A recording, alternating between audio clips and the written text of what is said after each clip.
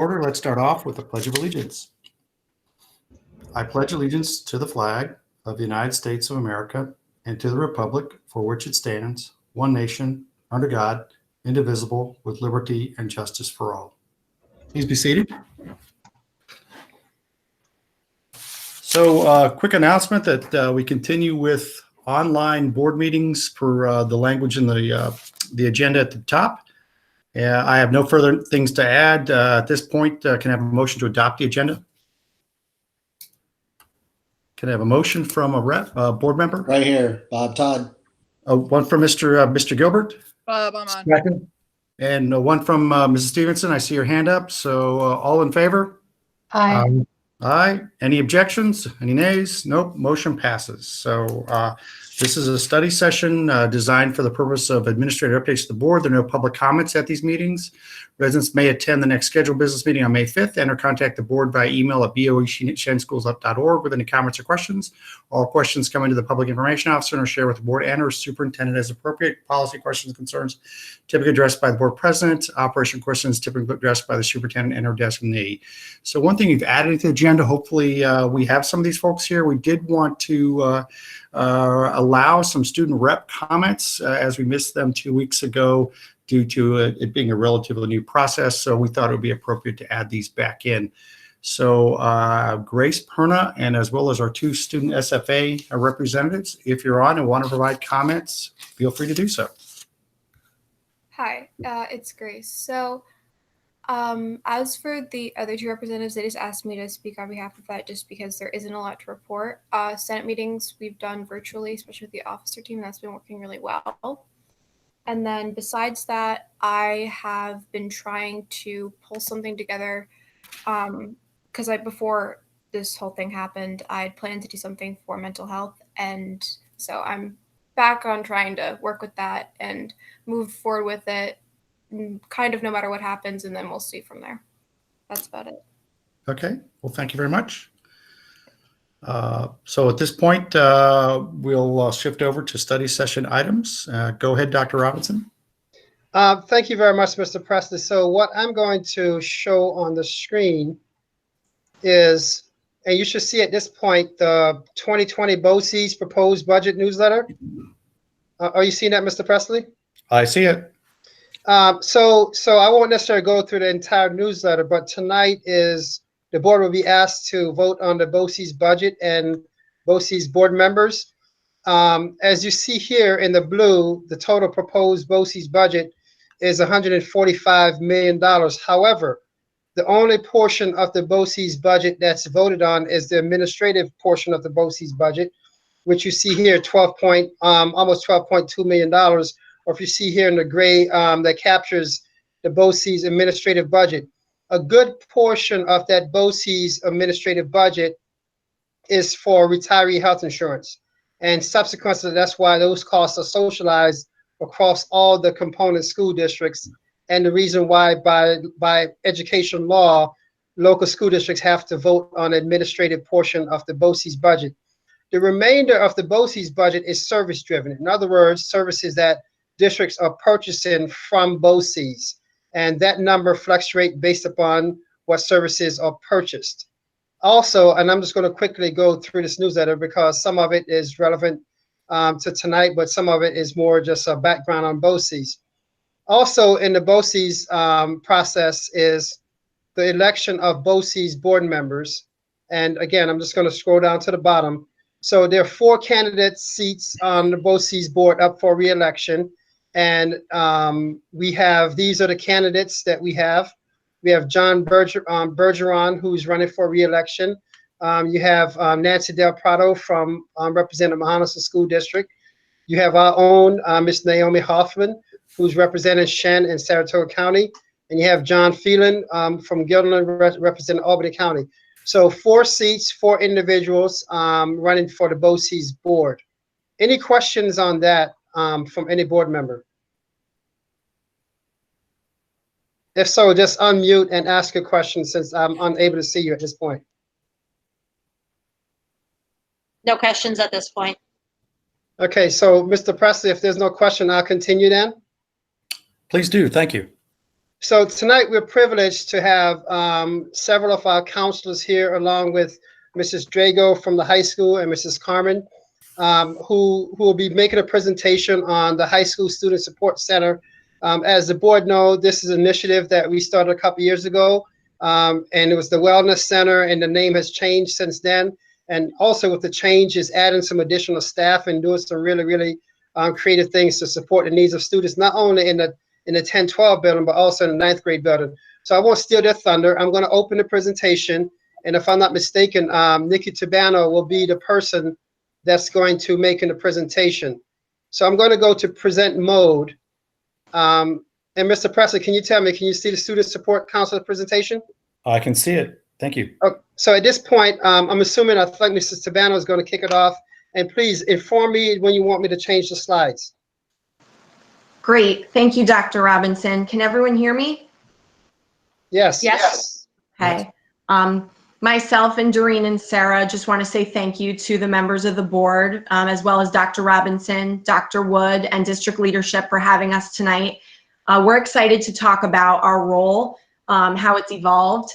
And in the interest of time, we've identified 3 things that we would like you all to leave tonight having a greater understanding of. And we can go to the next slide. The first thing that we would like to do is paint a picture of our role day to day with on-site learning before the change that we've been experiencing. What does it really look like for us during the day? The second thing that we'd like you to have a greater understanding of is the restorative practice of community circles and the impact that they've had both during school in the classroom for both staff and students, as well as virtually. And the last thing that we'd like to share with you is how our role has changed, how we're leveraging new resources to creatively engage students and continue to invest in their mental health and wellness, as well as their social emotional development. Next slide, please. So this graphic is just an example of, and we thought that it did a good job of identifying the reasons that we work with students. We've collectively had over 1,000 one-on-one appointments with students this year alone. And I would say that over half of the meetings that we have are social emotionally related. And then hanging right around 10%, we interact with students that are exhibiting some real symptoms of anxiety, of being overwhelmed, of pervasive sadness. And our 2 main goals when we're working with students, because we are in a school, is both empowerment and whatever that might look like for the student, depending on what the goals that we set with them are, and class reintegration. And in our tracking and in our data this year, we have recognized that over 90% of the one-on-one sessions we've had, students are ready to go back to class. We're proud of that. They feel better than they felt when they came into our office. We're developing relationships with these students, and we're striving to continue them even with virtual support.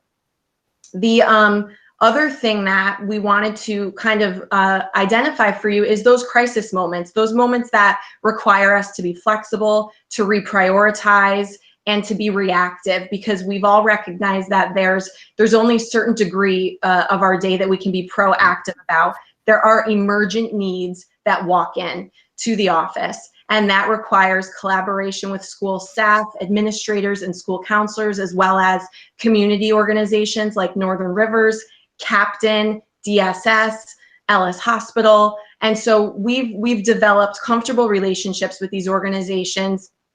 And consultation is also very, very important amongst the 3 of us and with the colleagues in our building. We're talking to one another, especially with those unique situations that arise, and helping each other.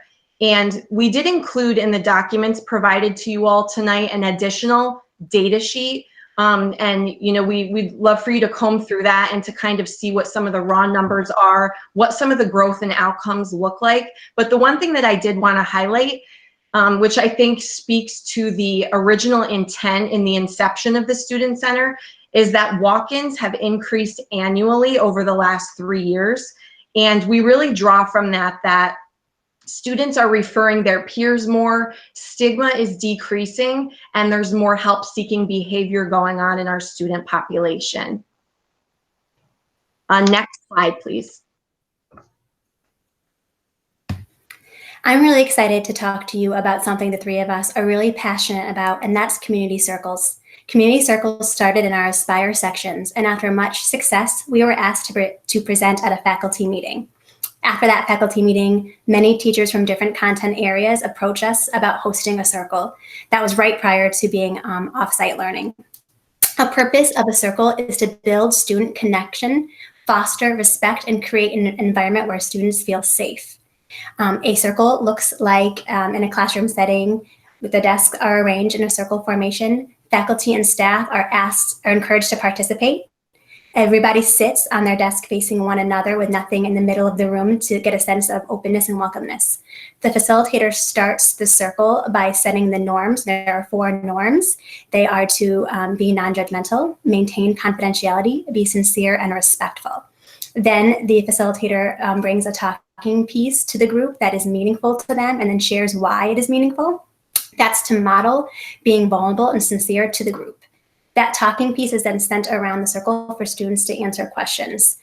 We ask about 3 to 4 questions at a circle, and we ask them one at a time, and students are able to pass if they are not comfortable. Those questions are based on social emotional learning competencies that are identity and agency, emotional regulation, social skills, and public spirit. Some topics that we've hit on are strength building, self-compassion, toxic relationships, and forgiveness. Prior to offsite learning, we were holding these circles bi-weekly in the Aspire classes, and now I'm really proud to tell you that we are still holding these circles virtually weekly. The participation amongst faculty and students is amazing, and I think that the success of that is based on the momentum and the foundation that we created prior to the virtual going on offsite, and that students are looking for that safe space and that connection that we have fostered and we've created for them. Some feedback from teachers that we've received after they were given a survey is that they have seen a decrease in off-task comments, distractibility, and stress level, and an increase in respect among students to students and students to staff. Next slide. So I'm going to present on virtual support. Since this all changed recently, we've gone from on-site to off-site, and with that, we have taken great flexibility with our students. We've set up Google Classroom right when this hit, and we started posting. Here are times where we can meet. We're very flexible with times that we can meet, which is something. It goes outside this traditional school day. So if a student, some of the high school students don't get up until like noon, 1 o'clock, 2 o'clock sometimes, and I think some of you can, think about that with your own children. And also the academic piece, we want to honor the academic piece with them getting classwork done. So we're flexible with their schedule. So sometimes it's like 5, 6 o'clock at night and we're meeting with them just to meet their needs, and also meeting with their parents as well, where we support their parents when we are on site. But off site, I've noticed a big change with parents being at home and parents really struggling with some anxiety, some depression. So we're there to again support them. So we're doing the circles, we're doing the one-to-one meetings, and so we've changed our approach to the mental health needs based on our times that have changed. Next slide, please. And with our changing with the Google Classroom, we've posted different resources, many different resources on how to access self-care, different ideas on how to kind of get through these times, how to schedule your routine. And again, it's not just for the students, it's for the parents, it's for the whole family involved, because we have students in our community that don't just live with maybe their parents, but maybe they live with their grandparents, with other siblings, with aunts, with uncles. So it's a holistic approach to helping everybody who's kind of going through this and making sure we all stay on task to meet their academic needs, but they're also their social, emotional, and mental health needs as well. Next slide, please.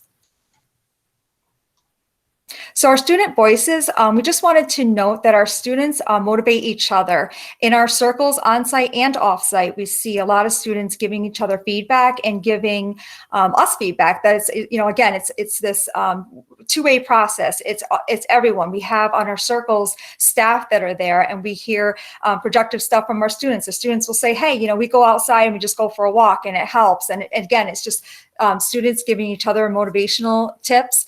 And when we were on site, we saw a lot of students having an increase of students coming into our offices saying, hey, so-and-so said, come in because, you're cool to talk to, or you're good to talk to. And so again, it's like word of mouth, so to speak. And I think that's the best kind of referral process that there is out there, based on like a teacher or a counselor or an adult in their life saying, oh, you need to go see the student support counselor. You had their peers saying, hey, go talk to her, she'll help you out. So again, that is, it feels so great to hear another student say that, like, okay, this is why we're here, is to support students. And then you can read here some motivational stuff that they've given each other. Next slide, please. So our goals is to continue professional development opportunities. In light of what's happening, we provided some off-site virtual presentations on anxiety, depression, engaging students, and also engaging students during this time. We also talk to parents, doing parental trainings on how to motivate your kids and how to stay in tune with what's going on in the virtual learning, because it's so different now than when we were on site. We also continue our own professional developments, where if we have licenses to maintain, we maintain those with our own professional development. So we're constantly learning new ways, new treatment modalities, new ways to engage students and meet their mental health needs as times change. And I think that's the key thing. And I think we all can relate to that, is the times have changed now, and it's just ever changing. So we want to meet their needs and parents. Next slide, please. To kind of wrap things up, you can see on the Shen website, we have the Student Support Center. You can go online, and we have different resources and different things you can access. Kind of leave on the note of, a positive note where, life is kind of an adventure, and we're all in this together. It's like a roller coaster. We have those ups and downs and twists and turns, and hopefully we're going to get that up again. So I think we're all kind of in this together and supporting one another. And we thank you so much for listening to us and giving us the opportunity to present what we do at Shen. And we look forward to continuing to help everyone at Shen. Thank you. And may I also add really quickly, Grace, if you're still on and you're interested in collaborating in any way when it comes to the mental health and wellness of the Shen community, please reach out to one of us. I think there's some great things that we could do using our Google Classroom and your voice and ideas. Thank you. It was actually funny because I had a list of, people to contact about this, and you were on the list. So it's good to have that. But yeah, I'm definitely going to send some things out. Thank you. Great. Well, ladies, thank you very much. Board members, are there any comments from any board members? A question on the student voices slide. You'd mentioned the motivational tips that are displayed. Do all students have access to those tips? They're on our Google Classroom, and actually a student had emailed me that accessed the Google Classroom asking if we could share an assignment where students could give their own input for motivation. So those are actually words that students, from a lesson that they created in our Google Classroom. So yes, the classroom has been given to all students. This is Deanna. You know what? I may take a break during my workday and actually join because it sounds great. We welcome you.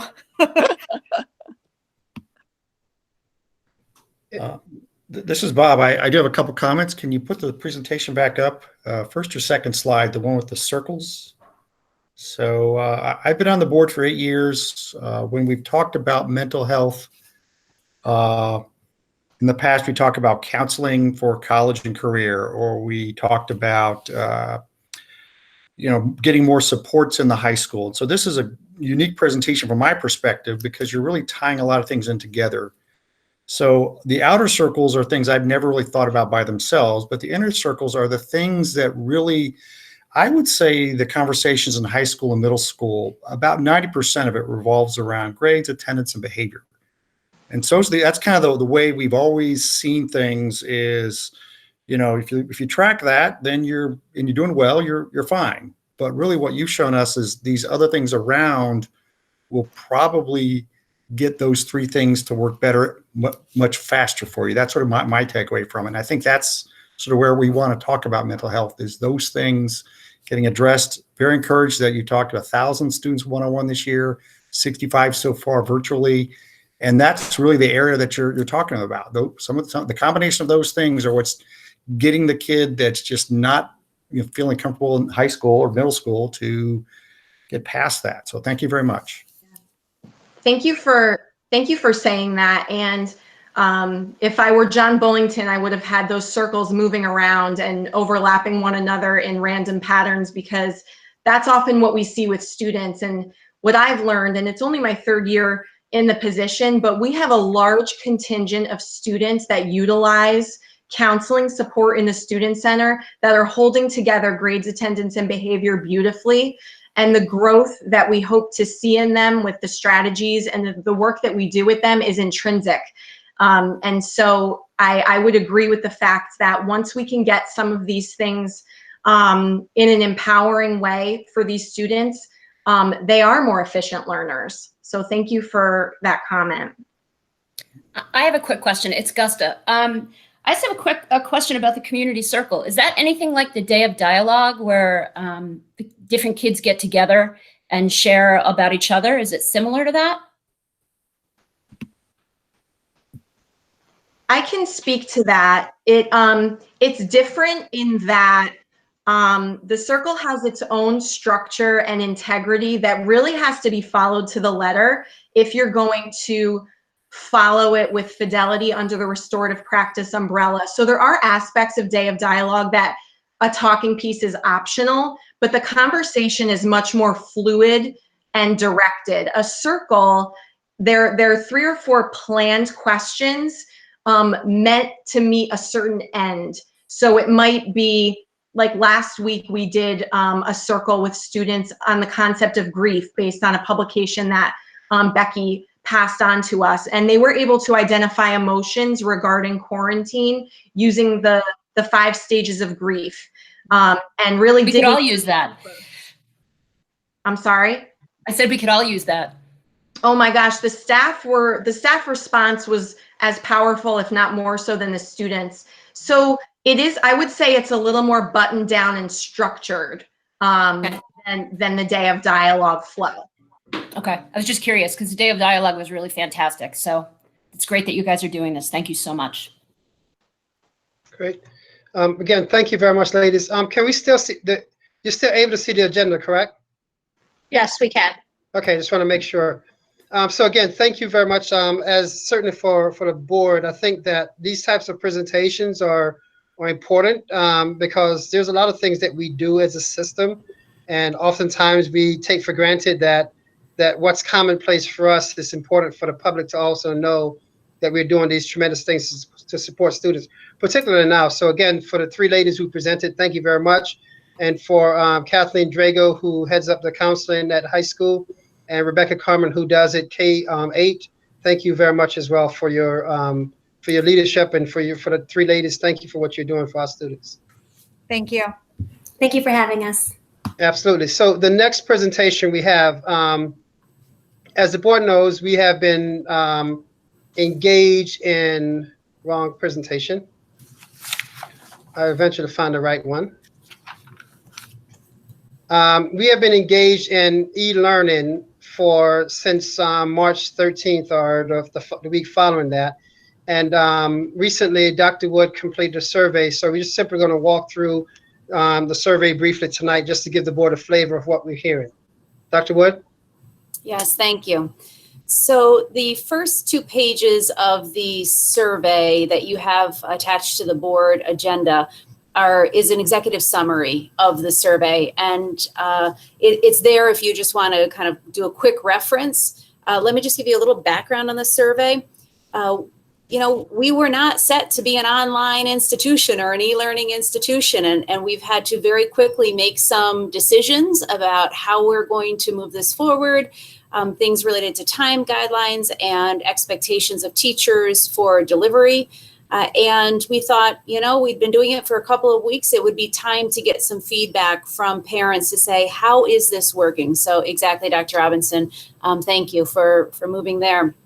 You'll see on this slide, we had about 1,000, it was 1,074 respond to the survey. And it was a pretty equitable spread in terms of where their students were across the system, K2, 3, 5, 6, 8, and 9, 12. So a parent did have the opportunity to select all, multiple options if they had children across the district. And so anytime you administer a survey and you see equal representation or relatively equal representation, that's a positive in terms of the strength of the feedback that you see. So now we can go down 2 more slides, I believe. Oh, here. Okay. So in this slide, it speaks about which schools are represented. I do want to know, it looks like Carrigan is underrepresented. It is not. We had a little, I'd say a little flaw in it that we have Carrigan listed twice. So some parents selected it up above and some selected it below. But when you put the numbers together, it's very much in line with the percentage represented we would expect from Carrigan. So that's where their students were, their children are in the system. And then that's the raw data to support it. And the next question was important to us because we wanted to know, if we're asking for feedback, what is the profile of your children at home in general terms? So the first was the options were takes mostly grade level classes. So that would be students in mostly Regents classes or on grade level at the elementary school. Receives academic intervention services was another option. Receives special services was another option, and or takes some honors or acceleration.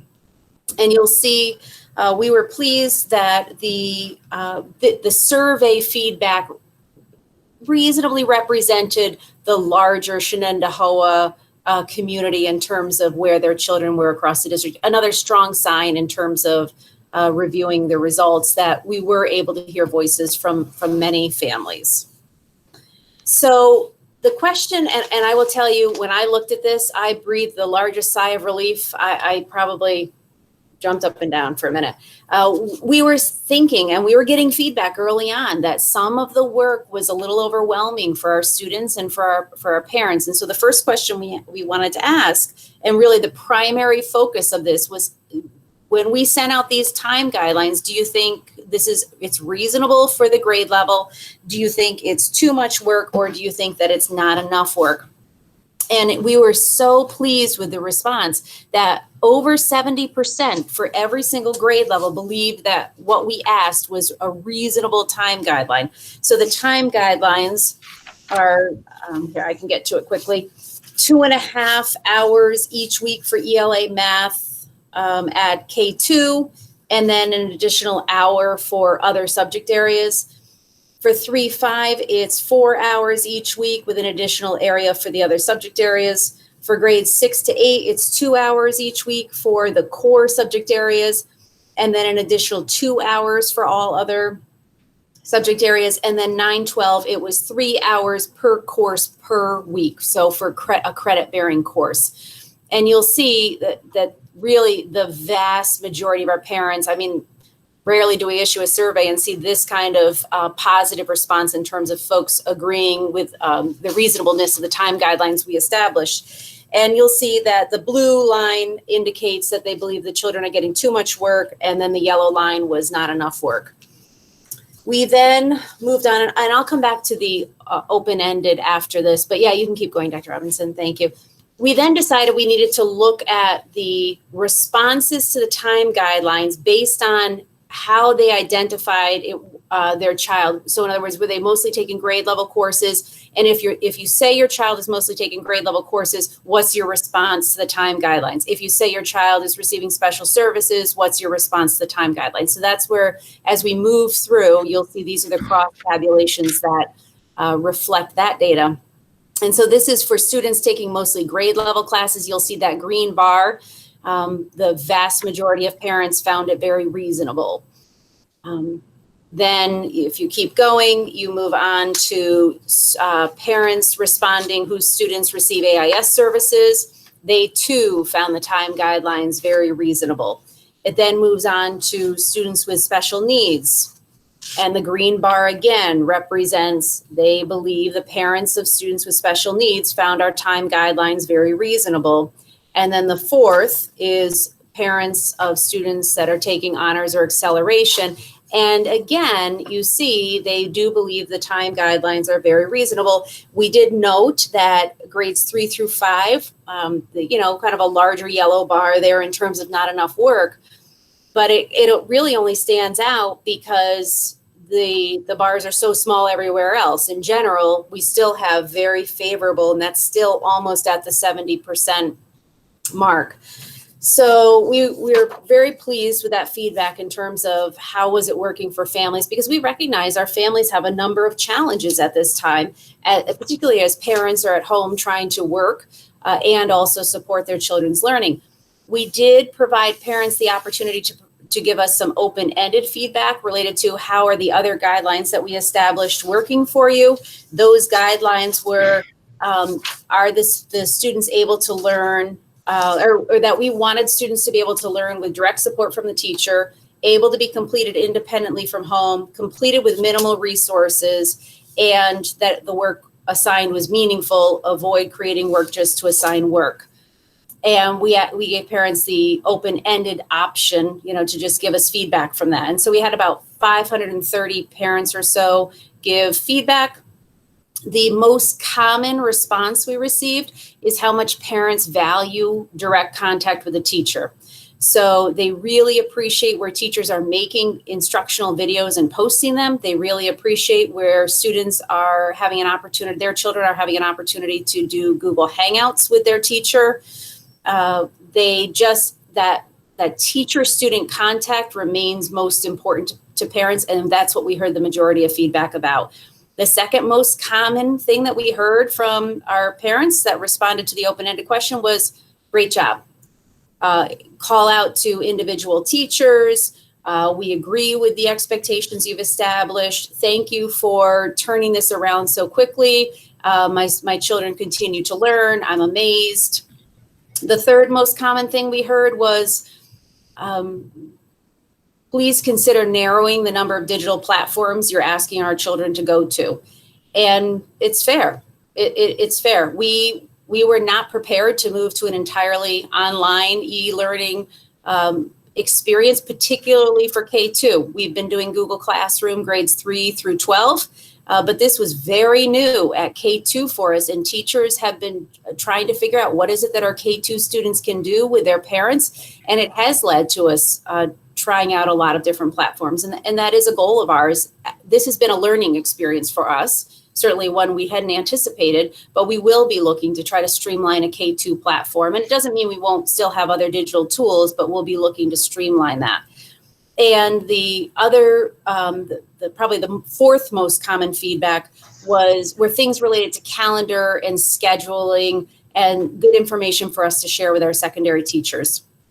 But overall, I would say the feedback is indicative of the fact that our teachers have done a tremendous job transitioning to this online teaching experience. Our administrators have done great work in working with teachers and helping them understand these guidelines and supporting them as they've had to navigate this entirely new environment, and that our parents and students have really stepped up and are doing the very best they can under these circumstances.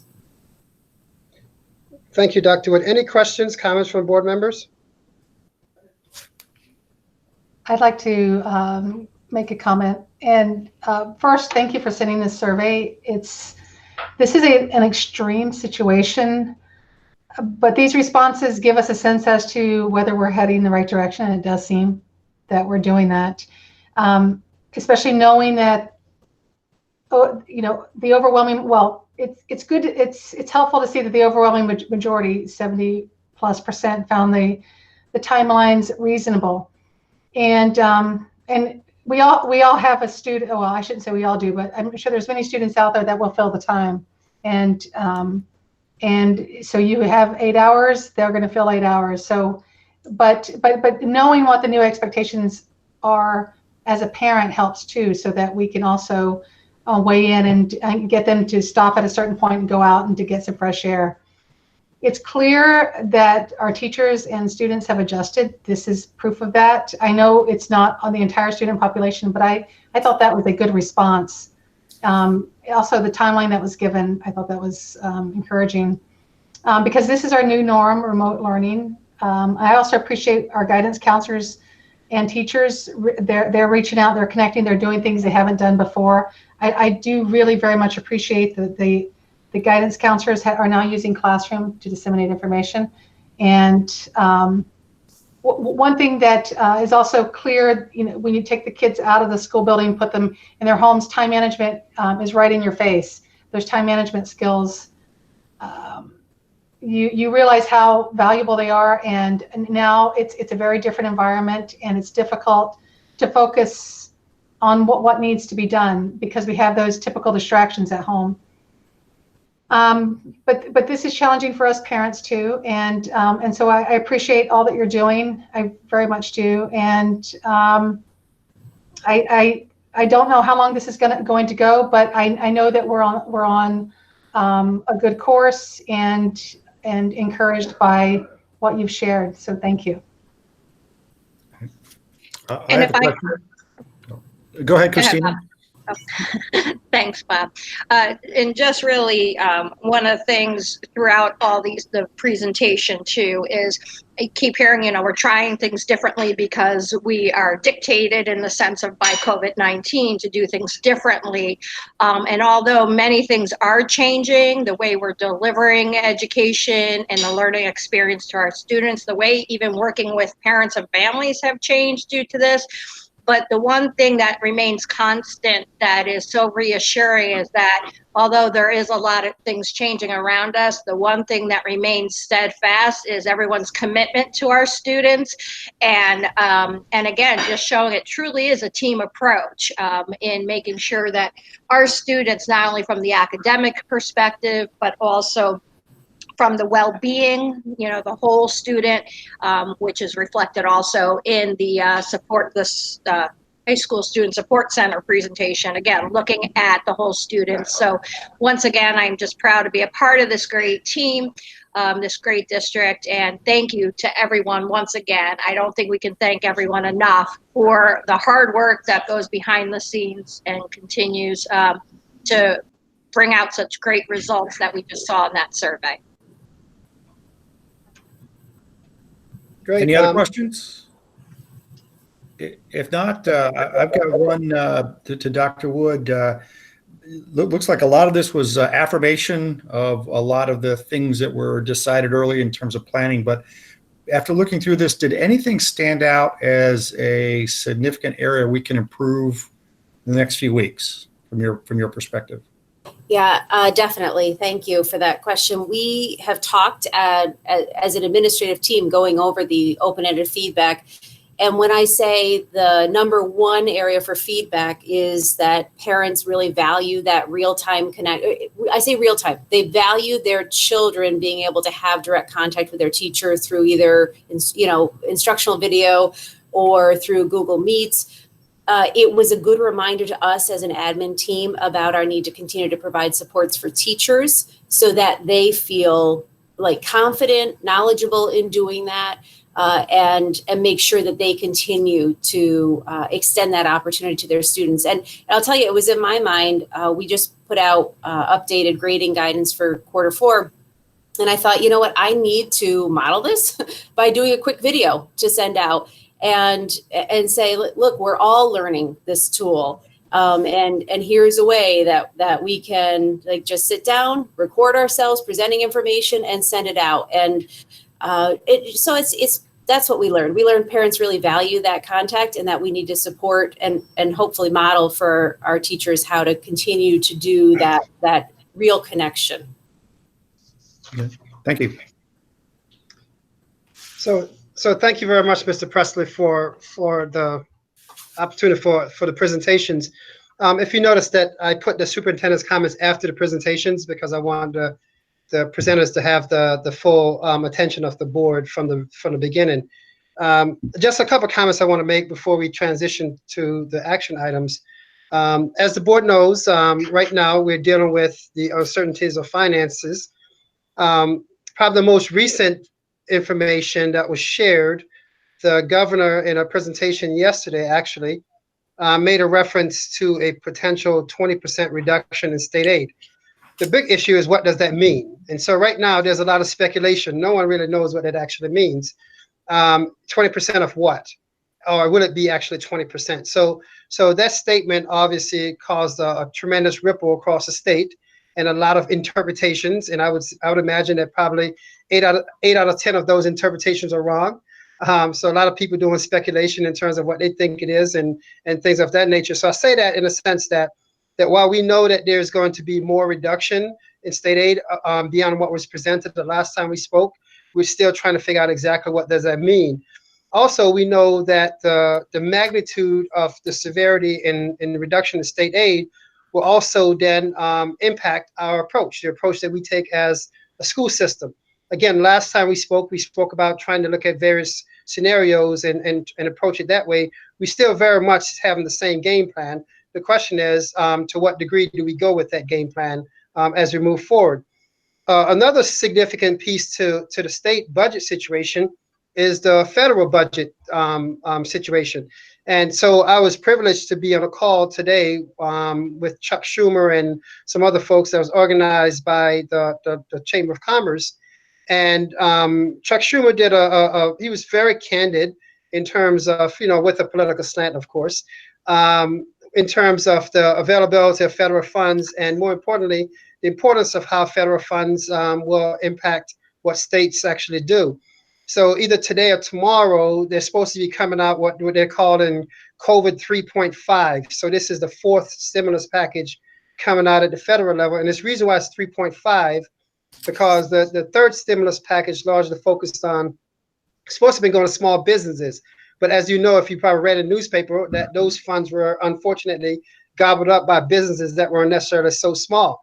And so they come out with a modified version to actually support small businesses as intended. The one that we're really watching is what Senator Schumer referred to as COVID 4.0 stimulus, where that's the one that we're hoping will yield a significant portion of funds to go to K-12 and higher ed. I was pretty privileged and actually impressed because we had an opportunity to submit questions prior to the WebEx, and the question that I submitted was actually read to the senator, and so he actually responded to the question, and the question was again talking about the significance of schools right now, not only from an academic piece, but the significance of schools being an economic engine as well. So the COVID-4 stimulus, so to speak, is what we're looking at to see if those funds will minimize the potential of a 20% reduction in state aid, whatever that might mean. Again, I have to emphasize, we don't know what that 20% actually is. So with that being said, still looking to assess the whole situation using multiple scenarios. In fact, right now, we're about 12 scenarios that we're running.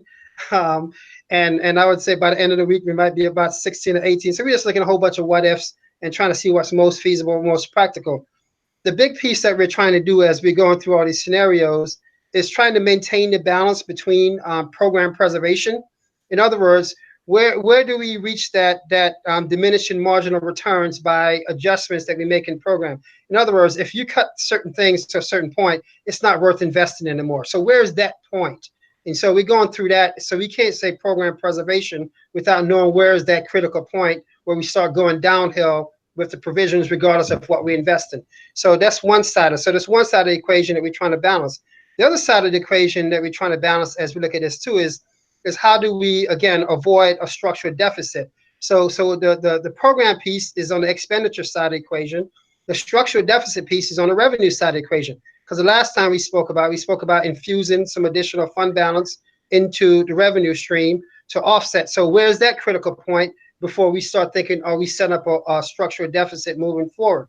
So with that being said, it goes into the third component of our planning process. And at some point, I'm going to have a pretty comprehensive document I'm going to share with the board. So you don't have to take copious notes now. More to come on this. So the third piece of it is looking at it from a multi-year approach. So for the next 2 years, the 2020, 2021, 2021, 2022, that looking at those 2 years is looking at from the expenditure side of the equation, what can we do on the expenditure side of the equation? Again, trying to maintain program and tighten the belt, so to speak.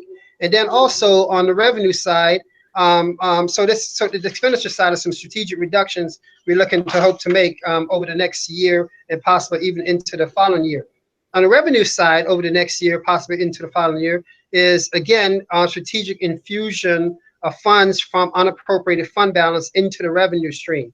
And how well does that work to offset whatever gaps we may encounter? Again, trying to recognize that we don't want to do something that creates a structural deficit on the revenue side moving forward. Because in other words, if we say we're going to contribute an additional $3 million or $4 million or $5 million, we have to be able to do that the next year and even possibly the year after that. So we can't wait 2 years out to say, can we do it? We have to be able to right now be able to project what's our capacity for the next. So that's why the multi-year strategy becomes important. For the 3 years following that, and so it's a 5-year window. So as I'm sitting here, I'm functioning in a 5-year window to deal with this. And again, the reason why this 5-year window, if certainly I think we had, I know Mr. Delalo was on the board at that time. When we go back to 2008-9, when we had a huge mid-year cut, we went into a 5-year mode that, quite frankly, which allowed us to stretch things over a period of time, so we didn't have devastated impacts, nor left with huge structural revenue gaps to fill in over the course of time. So for the next 3 years beyond the next two, from 2022 to 2025. And so as people sitting here thinking about, yes, I'm thinking about 2025, folks. We're thinking that next 3 years will be talking about how do we start to right size our budget? How do we start to pivot more to better, again, serve the emerging needs of our kids? On the revenue side of it, how do we start to looking at unappropriated fund balance and reserves and stabilizing those things for the foreseeable future?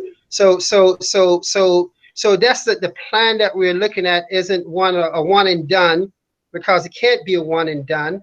And it's not any one thing. It's a combination of looking at many things. And again, with the notion of, we firmly believe that the things that we offer to our kids right now, they're important today and they're important tomorrow. And so subsequently, the goal is to try to continue offering those important things today and tomorrow. I give you a perfect example. The presentation that you saw tonight, counselors that you have there, those are tremendous added benefits that we add as a system. And so for me to come back and say, hey, you know, that great thing that you just thought was great, sorry, we're not going to do it again because financially we can't. I think that'd be a hard thing to do, versus how do we look at everything and try to really preserve those solid core things that we know that's good for our system, good for our students. So it's a tremendous task at hand, but the task is motivated by that very simple premise. So with that all being said, some key dates for the board to consider. April 30th is the end of the first state measurement period. So either prior to that or around that date is when we're really going to get a real good picture of the state situation. I heard today that the governor of New York was actually in DC meeting with the president, trying to lobby for some more federal funding. So if he's fortunate and lucky, we may actually hear some good news tomorrow or the day after. So we hope that we hear more good news versus more bad news about fiscal situation. But regardless, we know April 30th is a trigger point for us. Subsequently, then we're looking at having a more comprehensive presentation with what we think will be a viable scenario or scenarios, probably multiple scenarios we're going to share with the board on May 5th, to say, based upon what we know now, factual information, understanding what the state aid implications are, here's what we're proposing, and here's how we're looking to mitigate any potential gaps. Here's some modifications that we're making to the budget sequence. So we're hoping May 5th will become that trigger point. And if that flows in terms of sequence of events, not only from the state, from the feds, possibly looking to provide the board with a budget proposal on May 19th. which speaks to one of the agenda items that we have tonight to modify the board meeting schedule to make May 19th a board meeting, which will be designed to be a budget development meeting. So right now, that's the update status we have, but just largely to give the board the sense that I'm literally thinking about this in a 5-year sequence and looking at the first 2 years, next 2 years as, well, how do we kind of hold the reins as this buck and bronco goes all over the place, so to speak, the financial realities. And then after that piece of it, how do we start to stabilize, normalize, and to continue to build forward? Any thoughts, questions, comments from the board and not before I switch back to the agenda? I would say thanks for laying all that out. I think it's you're looking at a lot of different scenarios, and you're projecting in 5 years that it's probably going to be 2 years of basically holding things together. What I've noticed, if I look in local newspapers, other school districts have communicated probably program reduction much more assertively than we have. And I think that's a key thing that's occurred here, is that we're not right now talking about reducing a specific program. It's holding what we have together for 2 years. And I think that's a testament to the, what we've done in the past, i.e. things like a very good debt position. Other districts don't have that capability. Not going very strong in 1 year and losing that program a year or two later. That's been a constant message you provided. And so I think that to me is a sound framework to kind of build the expectation of what this means. It's not going to be easy, but it's also, as you said, it's not going to set us up for structural deficit or program reduction. So putting all your words together, everything you said sort of lays out a vision in my mind that all this stuff is in your brain. You're talking to the key leaders within our district about, how this affects the budget, how this affects education, and those right scenarios are being balanced back and forth. So thank you very much. Thank you. Any other questions or comments? Dr. Robinson, I have one, and we're talking from, it's Deanna, federal level. How do you feel about what's happening locally in the county and around us in Clifton Park and Half Moon at this point? I mean, if they with the sales tax, things like that, does that take that into account at all at this point? There are to some degree, so the piece that we look at, the local impact that we look at mostly is assessed valuation of properties. And if you recall, a few years ago, we went through the huge real estate down market where across the country, many places were underwater with mortgage. This area sustained very well in a crisis real estate market. And the reason why it sustained very well in the crisis real estate market is many ways, a lot of employers in this area are government related. And so therefore you don't have, yes, in New York State, we have huge unemployment across the country, quite frankly. But when you start looking at regionally, the unemployment, while it's a large figure, it's a lag before you start seeing any of those things that impact the housing valuation, the market space. Yes, sales tax is going to be an issue and that's also the same way sales tax revenue is an issue for the county. It's an issue for the state as well. And so that's where I think the lag effect will be a year after that. And so that's the reason why I'm looking at that multi approach to say that we can't say we're going to solve it for this year's budget. It's not about this year's budget. It's a multi-year thing, because one thing will impact us. The state aid reduction is the immediate thing. So how can we be very tactical and make those adjustments right now to deal with that? But we know that the ripple effect of those other things that's going to come down the pike impact us a year out. And the last time we spoke, for instance, we were talking about TRS rates and the retirement pension rates and ERS rates. All those things, for example, are things that's impacted by the market, the stock market, investment market, that always has a lag effect. So I think some of the things that the county is doing or not doing, I don't know necessarily what's their strategic approach to things, could have a bearing on us a year out. And so yes, we have to be very cognizant of that, because Saratoga County, by many standards, was probably one of the fastest growing, more vibrant, economically vibrant counties. and we hope, and I think a lot of people are still trying to do that. That's where some of the stimulus package come to particular small businesses become important, especially a county like us where we still have an abundance of small businesses. When you think about city of Saratoga, for example, a lot of small businesses, you think so small business is a huge component of this economic base as well. So we're watching it, Deanna, but I really think the impact is probably, the 8 to 12 to 18 months out, which will impact us in the next budget cycle, so to speak. I have a question about the businesses, because you had made the comment about government, there being a higher percentage government-based businesses. So we know, generally speaking, about 30% of the companies are considered essential. So do you have a sense as to what that percentage is for Saratoga County? No, I don't. I don't offhand. I just know general or regionally. So when you think about it, when we did the future, so it's interesting because back to Mr. Preston's comments, as a district, as a system, we have always been a comprehensive model, planning model approach. And so if you think going back to the futures report, and some of you, I know Mrs. Stevenson, I think Mr. Delato, maybe Mr. Gilbert, one of the two were on that committee. So when you think about, like, say, for instance, the futures report, when we look at that, we looked at everything from what's the business base. And so that gives us a sense of how robust the market is. Is it a fleeing market or is it more solid market? I think this area has a tendency to be more on a solid market versus trendy type places, even though, we do have a lot of fast food institutions, but you still have much more solid businesses. Quite frankly, like the one down the street from us, where people invest millions and millions of dollars to open up new facilities in this area because they're intended to stay for a long period of time. And those things then gives us a stronger economic base to look to the future, or to, quite frankly, withstand some of these fiscal pressures that we're dealing with, knowing that at some point the cycle will cycle back up. Thank you. Any other questions, Mr. Preston? I could switch back to the presentation, to the agenda. Any more questions? If not, go ahead, please switch back.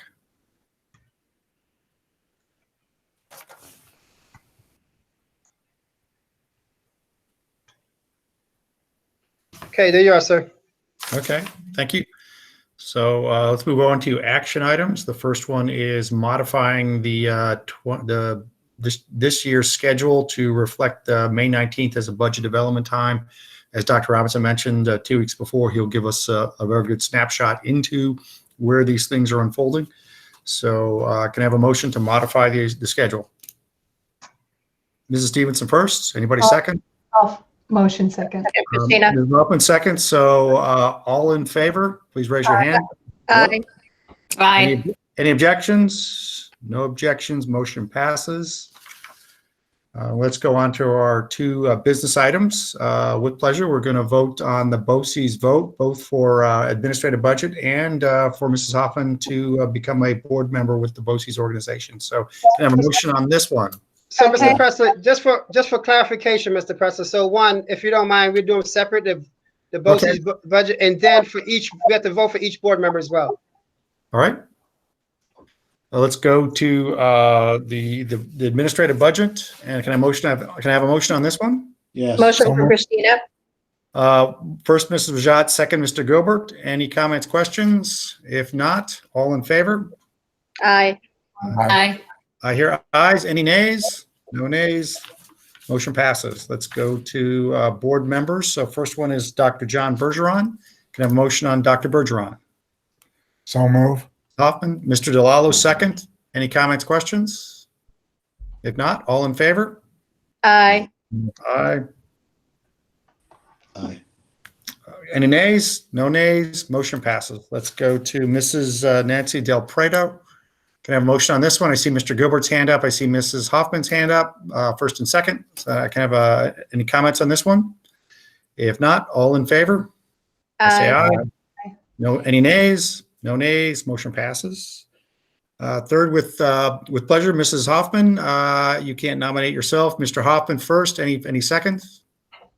Christina second. Christina seconds. Okay. Any comments, questions on this?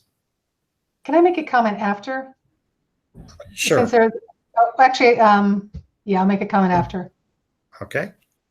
I just want to say thank you for stepping up to this. This is a very challenging task. We definitely think you're ready for it, and we'll definitely look forward to hearing your comments and insights as you come back and talk to us about it.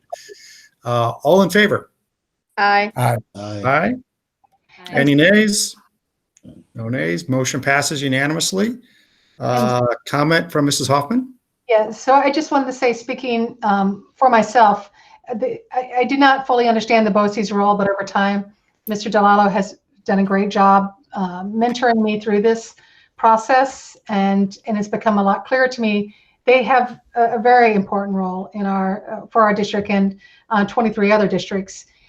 Because of this pandemic, it's become even more clear.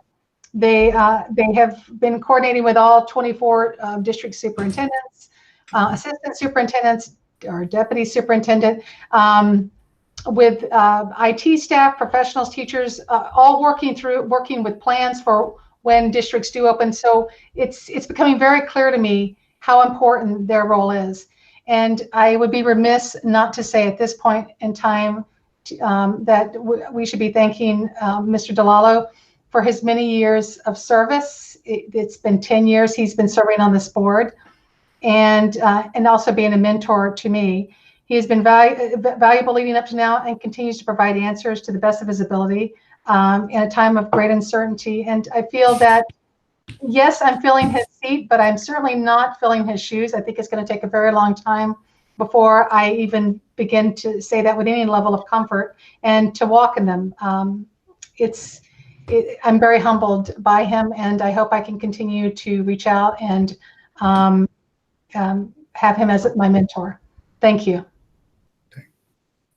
Thank you for your comments. Thank you, Mr. Delalo, as well. Let's go to Mr. John Phelan. He's the fourth member. Can I have a motion on Mr. Phelan? Christina, motion. Mrs. Hoffman first, Mrs. Rajat second. Any comments? If not, all in favor? Aye. Do we have any nays? I hear no nays. Motion passes. And let's go to the second business item, which is 2 bids, one for tree removal, one for fuel tank removal. Can I have a motion on these 2 bids? Yep.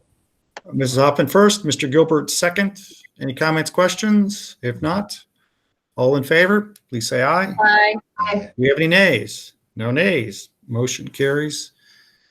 Okay, so at this point, we'd like to adjourn, as this is a online meeting, and we're done with all our business.